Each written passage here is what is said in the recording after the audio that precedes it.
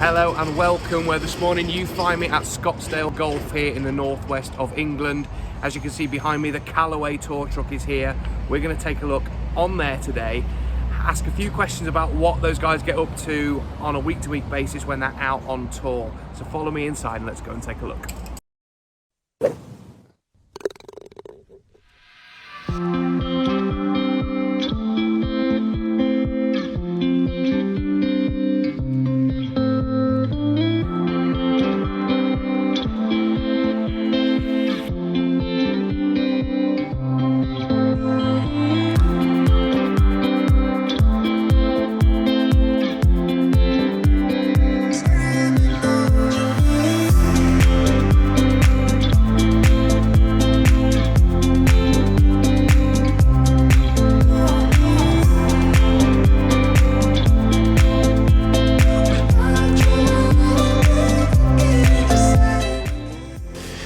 Welcome guys to the Callaway Tour Truck. Paul, thank you for inviting us into your place of work. You're welcome. We've got obviously a few questions. We're down here at Scottsdale Golf in the northwest today. There's some guys going to be coming on here having a bit of a look at the truck, and you're going to be showing them around what you do day to day really for some of the best players in the world. But I guess we're talking about Rogue ST, and what we want to know is kind of how has that been received with the guys that you're working with day by day?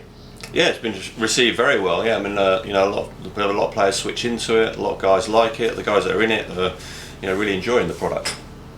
And is it a process where we tend to see? I was lucky to be in Dubai at the start of the year, and you tend to get a bit of time with the players there, don't you, to actually transition them out of product that they've had and into new stuff. And is that the sort of first time they see it, or will they have involvement in the kind of R&D of it as well as the production of it and stuff like that? Or sometimes we might have an R&D head turn up where we do a little bit of testing the year before, so last year. But generally, the first time they'll see it is pretty much in Dubai that first in the week. Middle East. Yeah. So what we tend to do is the whole team goes down, all the fitters, builders. We're going to move into the Montgomery golf course down there, and we just book in almost like booking lessons. The players book in fittings. We get like an hour and a half with them. Run through all the product with them, test their driver, test a new driver. They go away. They might come back, but we just find that's for launching new product. The easiest thing to do is just go a week before the tournament and have a week's fitting with them all, so they can go away and get a bit of practice on the course. Come back and we can just dial it in before we actually physically get to the first event, which was in Abu Dhabi. Sounds like a great job, Paul, to be fair. It's not bad. So how long were you out in the Middle East then with the players? Was it quite a stretch? Yeah, I think we did about 5.5 weeks in the end. By the time a couple of tournaments got cancelled and shifted, and so it was just busy because we had the last two events. The rankings changed. So some of the guys that were lower ranked on the tour, they got in, and so we over that period of time we met everybody at some point. Perfect. And how long have you been working for Callaway on the tour? On the tour, I've been about 19 years on the tour. Wow. Just over 20 years with Callaway. So you'll have seen a massive evolution in the product that you're fitting for the players all the way through, yeah? Yeah, definitely. From glued clubs all the way to adjustables. So there's been a lot. And now you're into Rogue ST, so bringing it back to that, what do you think this gives the players that potentially previous generations of product haven't? This one, I think the players they talk about this, the enjoyment of using the driver, and the fact that how forgiving it is, and how because believe it or not, they do it bad shots like we do. Just how tight the spin is. So the spin numbers don't really change that much with toe, heel, high, low.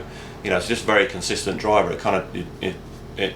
The feedback that the player gets on where the ball should have gone when they hit the ball, that's where it does go, whether it's a good shot or a bad shot. But so it gives them a lot of confidence. Obviously, the ball speed is a bit better. So overall, for a lot of guys at the moment, it's a win. And that's certainly what we're seeing as well at the level that we're talking. We're talking about the best players in the world here, but we're definitely seeing that the guys that are being fitted here today, they're seeing massive improvements in the consistency when on-off centre hits. Really, is what we're going to hit bad strikes a hell of a lot more than the tour players of this world. So we need a bit more help. But yeah, I mean it. And we were talking a little bit before we sat down about what you kind of do week by week with the players as well. So is it kind of fine-tuning equipment depending on the golf course they're playing and things like that? Yeah, definitely. Yeah, so it's a continual kind of adjustment or fine-tuning and getting their equipment to the optimum, really, so that they can perform and play all the shots and come across any sort of obstacles in the course or different conditions. So yeah, it's just all about fine-tuning, trajectory and bounce and maintaining loft and lies. So yes, very similar to what consumers would come to Scottsdale here for, to get fitted and find a club that works best for them. That's what we continue to do week to week with all our players.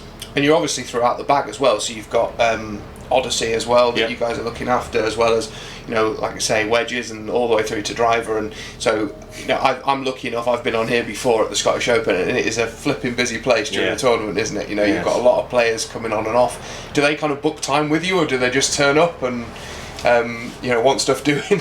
Well, sometimes we might get text messages saying that they want to do some specific work, so some of the more organised ones do that. And then some just pitch up. So it's about that's just managing time and expectations and dealing with what's in front of you. And in a tournament week, then, do you dish out things like golf balls and hats and stuff like that to the players as well? Or? Well, we have a locker system, so that gets preloaded the week. Sometimes the week before, we might do it on a Wednesday afternoon before we pack up and leave, so that when we turn up, when the truck gets driven from one venue to another, that's already preloaded. Or if we fly in, we might do that Monday morning, quickly just lock the doors, just do a couple of hours, preload everything in there and all their kind of pigeonholes, so that when the caddy comes in or the player comes in, we don't really have to get interrupted, and they just come on and take their balls. It's home from there, and everybody's welcome. So they just grab what they need, and then they can take it, so we can continue with what we need to do. And at any one time, sort of, how many components do you have on the truck here? Component-wise, I'd say it's probably best part of 2,000. Okay. I'd say with iron. Well, with irons, wedges. I mean, maybe a few more. I've never physically counted them. A lot, but there's a lot of components on here, and then probably equally, probably 2,000 or 3,000 shafts as well. So a hell of a lot of inventory to be moving around. Where's the next tournament that you're heading for? We're a couple of weeks. There's 2 new events in Spain, so we're down in sort of the Barcelona area for a couple of weeks before we come back to the British Masters. It's not all bad, is it? No, it's all right. No, cool. So that gives you a little bit of a flavour of what all the customers today here are going to see when they come onto the tour truck. Thanks for your time, Paul. We really appreciate it. And how cool is this truck?